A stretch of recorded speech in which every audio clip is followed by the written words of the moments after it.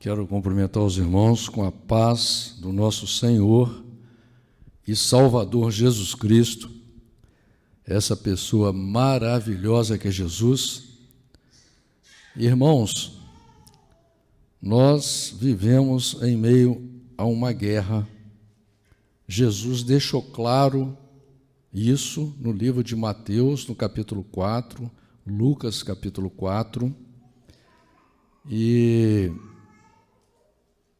nós temos que tomar consciência disso. Infelizmente, a sociedade nos educa mal, no mundo inteiro. Nos educa mal. Não ensina, na verdade, o que é necessário para você ser um ser humano e para você viver de acordo com a sua essência. Eles nos desencaminham, eles nos levam para longe da nossa felicidade. E a gente começa a achar que os nossos pensamentos estão certos, mas a maioria desses pensamentos que nós mesmos temos, muitos gostos que a gente tem, são colocados por eles. Porque como o presbítero Paulo falou aqui, quando você lê Gálatas capítulo 5, aquele é o pensamento de Deus para nós. Quando você lê 1 Coríntios capítulo 13, aquele é o pensamento de Deus para nós. Mas nós insistimos em viver de acordo com o pensamento do mundo, dessa engrenagem que está aí, que, por incrível que pareça, em pleno século XXI, com toda a modernidade que existe, com a quantidade de dinheiro que existe hoje no mundo, quem é do tempo antigo igual eu, sabe que quando eu era menino, tinha 10, 12 anos, quase ninguém tinha dinheiro, você trabalhava um ano sem ver dinheiro. Hoje existe dinheiro na sociedade. E as pessoas que detêm esse dinheiro, elas acordam querendo mais dinheiro ainda, uma ganância infindável, e mentem descaradamente falando que estão preocupados com o clima, preocupados com a natureza, estão preocupados com você, mas é tudo mentira, porque milhões de pessoas hoje estão passando fome. Milhões de crianças hoje no mundo vão morrer de fome, criancinhas estão morrendo de fome. E nunca há e nem haverá, de acordo com o governo desse povo que está aí, do mundo aí, haverá dinheiro nem comida para eles. O que o mundo produz de comida daria para alimentar todas as pessoas no mundo. Então, essa engrenagem que está aí, irmãos, ela é antissocial, ela é desumana, ela é mentirosa, porque ela segue um pensamento de João 8,44. É o pensamento do diabo, do inferno. E você está contaminado por ela. Não se iluda. Para você conseguir vencer essa batalha, você tem que começar a determinar para você. Você tem que começar a lutar contra os seus próprios pensamentos. E ter um objetivo. Quando você tem um objetivo, quando você tem um alvo, é mais fácil. É mais fácil. Então, se você colocar o seu objetivo no lugar certo, onde trará o bem para você, como Jesus diz aqui no livro de Mateus, no capítulo 6, no versículo 21, olha que coisa interessante que Jesus diz: porque onde estiver o vosso tesouro, ali estará também o vosso coração. Mas o que acontece com a gente? Nós não temos como nosso tesouro a Bíblia Sagrada. Então, sempre que você for ler a Bíblia, para você será chato. Nunca você terá tempo. Nunca você terá ânimo. Porque o seu coração não está na Bíblia. Entendeu? Você não coloca o seu coração na Bíblia. Você deixa o seu corpo e a sua alma te dominar. Então, por exemplo, para você vir na igreja, que é Deus que te traz, tá? Não pensa que é você que vem, não. É Deus que te traz à igreja, porque Deus tem um projeto, um plano para você. Você é filho de Deus, você é criatura de Deus, você é criação de Deus. E Deus tem um projeto para o ser humano. O mundo não está andando assim ao léu, não. O mundo não é um barco sem leme, não. Deus está governando tudo. Embora as pessoas não queiram ser governadas por Deus, está claro lá no livro de Samuel. Embora as pessoas não queiram viver o projeto de Deus, mas nem por causa disso, Deus deixou ou deixará de governar. Entendeu? Se você quiser viver pela sua própria conta, você vai viver, vai pagar o preço por isso. Mas Deus quer governar a sua vida. Deus quer ser o teu rei. Ele quer ser o teu Deus, Ele quer ser o teu pai. Ele quer casar com você, Ele quer ter um relacionamento real, de aliança verdadeira, de amor verdadeiro. O amor de Deus é puro, é perfeito, Ele já te ama. Você é que precisa tomar a decisão todos os dias de amar a Deus. Você tem que colocar o seu coração em Deus, para que Deus passe a ser o seu tesouro. Quando o seu tesouro for Deus, você vai se alegrar com as coisas de Deus. Entendeu? Como diz aqui, olha, no livro de Salmos, capítulo 122, alegrei-me quando me disseram, vamos à casa do Senhor. Olha, essa pessoa, convidaram ela para ir na igreja, ela ficou alegre. Ela ficou alegre, por quê?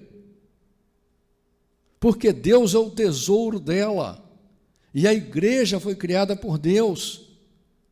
Nós todos necessitamos da igreja. Quando você vem à igreja, você vem para ter um encontro com Deus, não é com o homem. Tem gente que tem até coragem, às vezes com 10, 15, 20 anos de igreja, fala assim, eu não vou na igreja mais, porque o pastor lá não prestava, não sei o quê. Porque ele estava indo na igreja atrás do pastor, atrás de pessoas. Ele não entendeu que a igreja é de Deus, foi fundada por Deus. E o homem sábio, ele vem na igreja para ter um encontro com Deus. Então, quando o seu tesouro, ele for Deus, você colocará o seu coração em Deus, você fará com alegria. Tem gente que fala assim, eu não vou no monte porque é cheio de bicho, é mato, eu não gosto de mato. Mas se for para jogar uma bola no meio do mato, ele vai. Se for para ir num churrasco no meio do mato, ele vai. Se for para fazer uma bebedeira, uma festa, se for para acampar, para fazer uma festa com os amigos, ele vai. Entende? Vai. Né? E assim, para ir na igreja, a mesma coisa. Não, a igreja é muito chato, está louco? Meu Deus do céu, ficar 1 hora, 1h30, 2 horas lá, ouvindo aquela ladainha, a mesma coisa, entendeu? E aí o pessoal ainda fica pedindo as coisas. Mas ele passa a noite inteira num boteco, escutando conversa chata, muitas vezes conversa fiada. Ele larga a família dele em casa e vai para um boteco. Quando não vai para um motel trair o seu esposo ou a sua esposa, porque também não trai só o esposo e a esposa, né? Quando você trai a família inteira, né? As pessoas também não entendem isso, né? O cônjuge, quando trai o outro, ele não trai só o outro, ele trai os filhos, ele trai todo mundo, até seu pai, a sua mãe, porque o pai e a mãe dele, com certeza, ou dela, ele está sonhando que aquela família dê certo. Então, as coisas, irmãos, as coisas de Deus, elas são perfeitas, elas são maravilhosas. Aqui, por exemplo, no Salmo 133, Deus fala assim, ó quão bom e quão suave é que os irmãos vivam em união. É como óleo precioso sobre a cabeça, que desce sobre a barba de Arão, e que desce a orla de suas vestes, como orvalho de Hermon, e como o que desce sobre os montes de Sião, porque ali o Senhor ordena a bênção e a vida para sempre. Ou seja, olha onde que Deus vai ordenar a sua vitória, a sua bênção, vai realizar seus sonhos, vai te guardar, te proteger, na igreja. E por que em união? Porque Deus é coletivo. Deus é coletivo. Essa sociedade podre, essa engrenagem podre da sociedade, está convencendo os jovens para que os jovens sejam individualistas.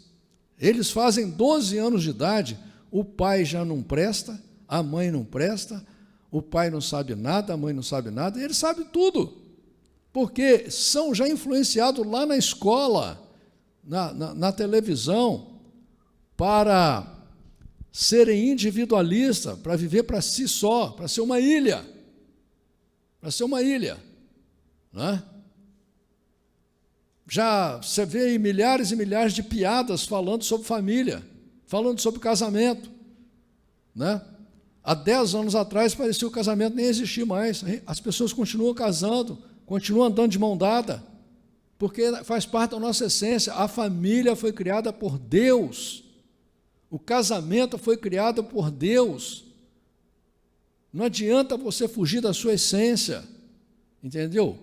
Boi come capim, não adianta você dar carne para o boi, que ele não come carne, boi não come frango, não come costela, boi come capim. Tem animal que é herbívoro, tem animal que é carnívoro, é a essência do ser humano. Essa sociedade podre é governada por demônios, como a Bíblia fala claro, ela quer afastar você do seu projeto de felicidade. Enquanto você andar com esse pensamento deles, você não será feliz, você não vai alcançar, você vai ficar enganando a você mesmo. Olha o que está acontecendo no mundo inteiro. Se pessoas famosas, poderosas, lindas, ricas, o casamento deles não estão dando certo, o meu é que vai dar, o seu é que vai dar? Se a família deles não está dando certo, o seu é que vai dar? Você acha que você é mais sabido que eles? Você é igual o cidadão até hoje que acha que se ele roubar vai dar certo, se ele enganar vai dar certo, sendo que no mundo inteiro quem está fazendo coisa errada está sendo preso. No mundo inteiro, quem não está andando dentro do projeto de Deus não está tendo futuro, é só aparência, até porque o diabo vive dessa aparência, né? Ele mostra que está dando tudo certo, mas leia lá o Salmo 73, que você vai ver que não é bem assim, entendeu? Então, irmãos, temos que usar o nosso raciocínio e temos que travar essa guerra, temos que tomar uma decisão. É você que tem que tomar essa decisão. Fala assim, não, a partir de hoje eu quero amar a Deus, eu quero adorar a Deus. Você tem que clamar, falar, Senhor, eu preciso te amar, eu não estou conseguindo sozinho, eu não estou colocando o Senhor como meu tesouro, o meu coração não está contigo, e você que tem que tomar essa decisão, você tem que conversar com você, porque oração, irmãos, é isso. A oração, Deus criou ela e nos incentiva a orar para que a gente possa mudar, para que a gente possa falar com a gente mesmo. Você não precisa de falar com Deus, Deus não precisa da sua oração, irmão. A oração é porque quando você chega à presença de Deus para falar com Ele alguma coisa, você está ouvindo aquilo ali e você tem a oportunidade da presença de Deus, por temor, se você tiver, de você ouvir o que você está falando e não ser fingido com Deus, não ser hipócrita com Deus, ser verdadeiro, ser real com Deus, abrir seu coração. Por isso que Deus ele se apresenta como um Deus que tudo sabe, tudo vê, tudo pode, né?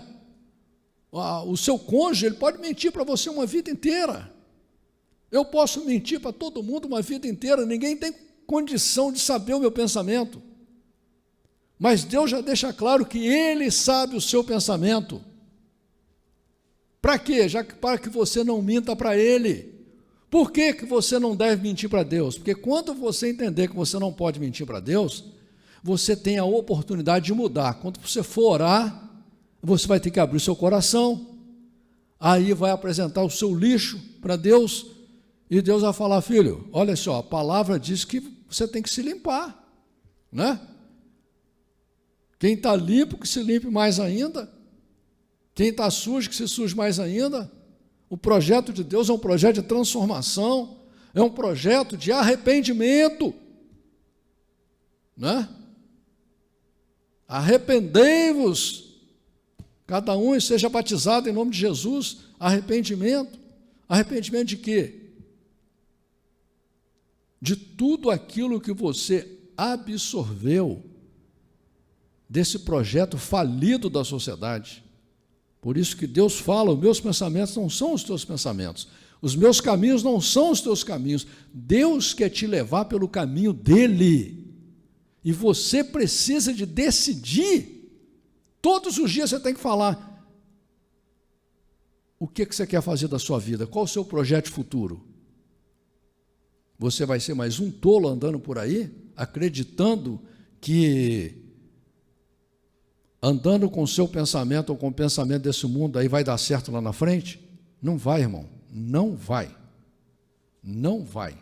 E não adianta você ir contra Deus. Se Deus te deu uma Bíblia, se Deus te leva a uma igreja, é porque Deus ainda está acreditando em você. Ainda que você demore 5, 10, 15, 20 anos para mudar. Enquanto você estiver vivo, Deus vai ter esperança de mudar você. Porque quando você ganhou uma Bíblia, Deus já disse assim: eu amo essa pessoa, eu amo, eu quero essa pessoa no reino de Deus comigo, eu quero essa pessoa no meu projeto. É assim, pode ler a Bíblia que você vai entender isso aí, irmão. Deus deixa claro que quando nasce Jacó e Esaú, Deus escolhe Jacó. E ainda Deus ainda fala claramente: quem és tu que replicas Deus? Porque Deus escolheu Jacó e não escolheu Esaú. É escolha. Se Deus te deu uma Bíblia, se você tem uma Bíblia, é porque Deus te escolheu. Deus está te chamando. Ué, agora é você que tem que lutar. É você que tem que tomar a decisão, não é o outro, não é o seu cônjuge, não é seu filho, não é seu pai, não é o pastor, não é presbítero, não é padre, não é ninguém, não, é você, é você, é você. É você. E é sério isso, não é brincadeira. É sério. Não adianta também você ficar ouvindo a vida inteira os conselhos de Deus e não mudar, não ter uma conversa com você, que a Bíblia deixa claro: examine esse homem a si mesmo. Você tem que examinar você. Não é possível, a vida está passando. A vida está passando. Nós estamos, inclusive, tendo a oportunidade, nós somos a geração mais abençoada que tem desde a criação do mundo. Nós estamos tendo a oportunidade de enxergar tudo, irmãos. Não dá mais. Jesus falou claramente, né? Ai de ti, Corazim, Betsaida. No dia do juízo será pior para vocês. Porque o pessoal de Sodoma e Gomorra não sabia de nada. O pessoal de Corazim e Betsaida ouviram as palavras de Jesus. Você tem um projeto de Deus nas tuas mãos. E o que você vai dizer para Deus? Como você vai se justificar? A quem mais é dado, mais será cobrado. Hoje não existe segredo mais não, irmãos. Quando eu tinha 13, 14, 15 anos, era tudo segredo. Você não sabia de nada, não. O cidadão podia ser falso pastor, falso padre, falso político, você não conseguia saber. Hoje, qualquer pessoa tem toda a informação na mão. Ela não anda certo porque não quer, entendeu? Amém, irmãos? Estamos lendo, irmãos, o livro de Levíticos no capítulo 8.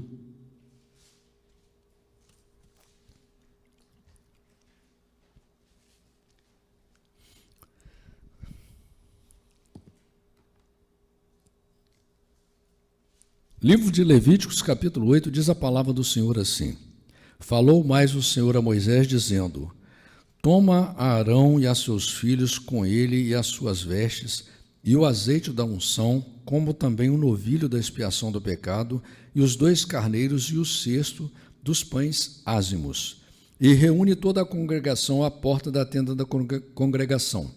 Fez, pois, Moisés como o Senhor lhe ordenara. E a congregação reuniu-se à porta da tenda da congregação.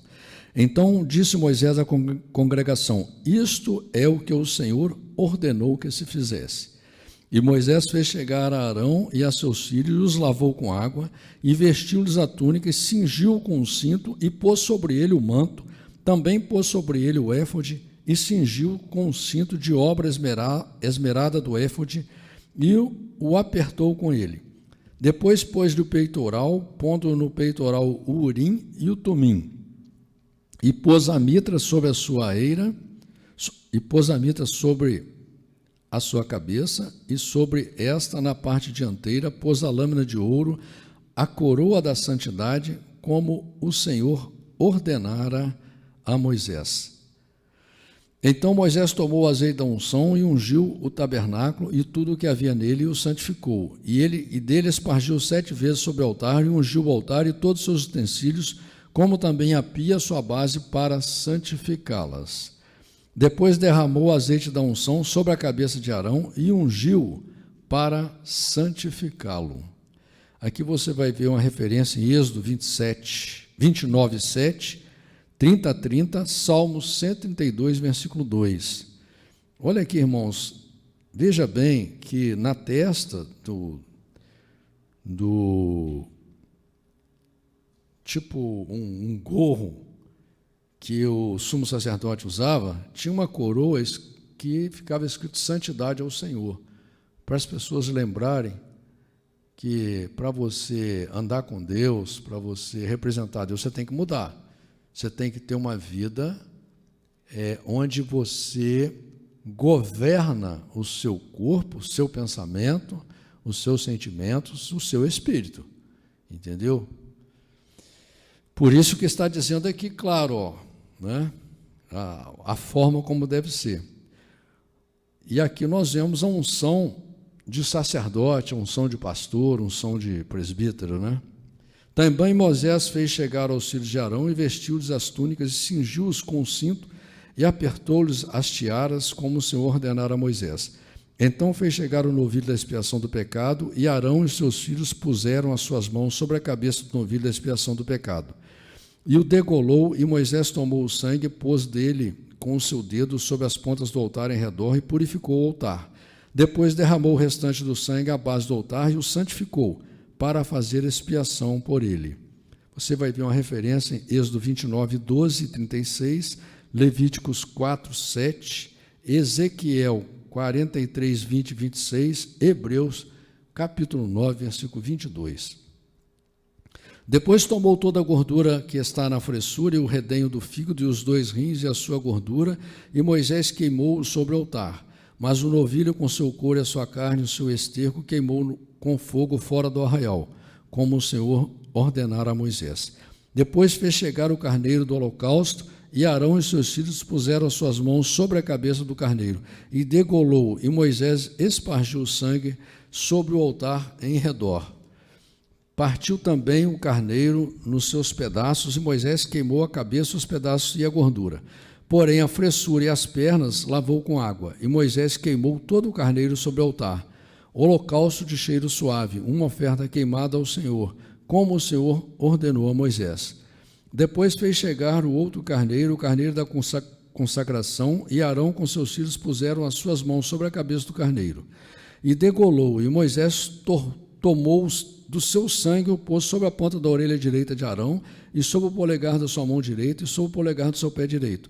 Moisés também fez chegar os filhos de Arão e pôs daquele sangue sobre a ponta da orelha direita deles e sobre o polegar da sua mão direita e sobre o polegar do seu pé direito. E Moisés espargiu o restante do sangue sobre o altar em redor. E tomou a gordura e a cauda e toda a gordura que está na fressura e o redenho do fígado e ambos os rins e a sua gordura e a espada direita. Também do cesto dos pães ázimos que estava diante do Senhor tomou um bolo ázimo e um bolo de pão azeitado e um coscorão e os pôs sobre a gordura e sobre a espada direita. E tudo isto pôs nas mãos de Arão e nas mãos de seus filhos e os ofereceu por oferta movida perante o Senhor. Depois Moisés tomou-os das suas mãos e os queimou no altar sobre o holocausto, e esses foram uma consagração por cheiro suave, oferta queimada ao Senhor. E tomou Moisés o peito e o ofereceu por oferta movida perante o Senhor. Aquela foi a porção de Moisés do carneiro da consagração, como o Senhor ordenara a Moisés. Tomou Moisés também do azeite da unção e do sangue que estava sobre o altar, e o espargiu sobre Arão e sobre as suas vestes, e sobre os seus filhos, e sobre as vestes de seus filhos com ele, e santificou Arão e as suas vestes, os seus filhos, e as vestes dos seus filhos com ele. E Moisés disse a Arão e a seus filhos: cozei carne diante da porta da tenda da congregação, e ali a comereis, com o pão que está no cesto da consagração, como tenho ordenado, dizendo: Arão e seus filhos a comerão. Mas o que sobrar da carne e do pão queimareis com fogo. Também da porta da tenda da congregação não saireis por 7 dias, até o dia em que se cumprirem os dias da vossa consagração, porquanto por 7 dias ele vos consagrará. Como se fez neste dia, assim o Senhor o ordenou se fizesse para fazer expiação por vós. Ficareis, pois, à porta da tenda da congregação dia e noite por 7 dias, e guardareis as ordenanças do Senhor, para que não morrais, porque assim me foi ordenado. E Arão e seus filhos fizeram todas as coisas que o Senhor ordenara pela mão de Moisés. Ô irmãos, olha aqui, essa consagração aqui, você vê que eles tiveram que ficar 7 dias separados só orando. Para muita gente, né, a pessoa acha isso uma coisa impossível, uma coisa até desnecessária, né? Como, por exemplo, o jejum, né? A Bíblia aqui, em muitos lugares, a gente vê servos de Deus que jejuam. Hoje, a ciência já sabe o benefício que o jejum faz, né?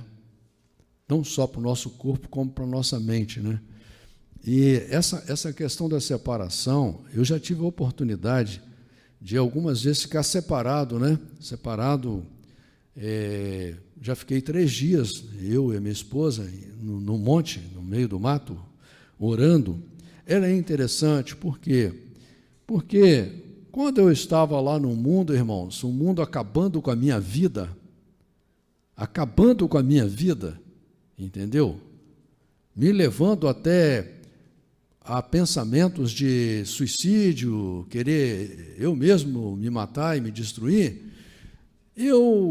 Quando eu vivia com esse pensamento do mundo aí, eu não media tempo, não. Se fosse para fazer aquilo que eu queria fazer, podia ser 1 dia, 2 dias, 3 dias. Tem gente que fica 4 noites pulando carnaval, né? E não reclama, entendeu? Aí você, às vezes, tem um problema grave na sua casa, às vezes você está perdendo uma pessoa importante na sua vida, uma pessoa que você ama, às vezes tem uma pessoa que você ama muito, que está com uma enfermidade, às vezes, incurável. Então, você pode se separar um dia, esse domingo, eu vou passar o domingo no meu quarto, orando, ouvindo louvores, lendo a Bíblia, eu vou consagrar esse dia a Deus, para que Deus me ouça, para transformar a minha vida. Isso é muito importante. Você vê que aqui, apesar de todo o ritual aqui, Deus ainda fez eles ficarem 7 dias separados, para que pudessem compreender aquilo que eles tinham aceitado fazer. Amém, irmãos? Louvado seja Deus.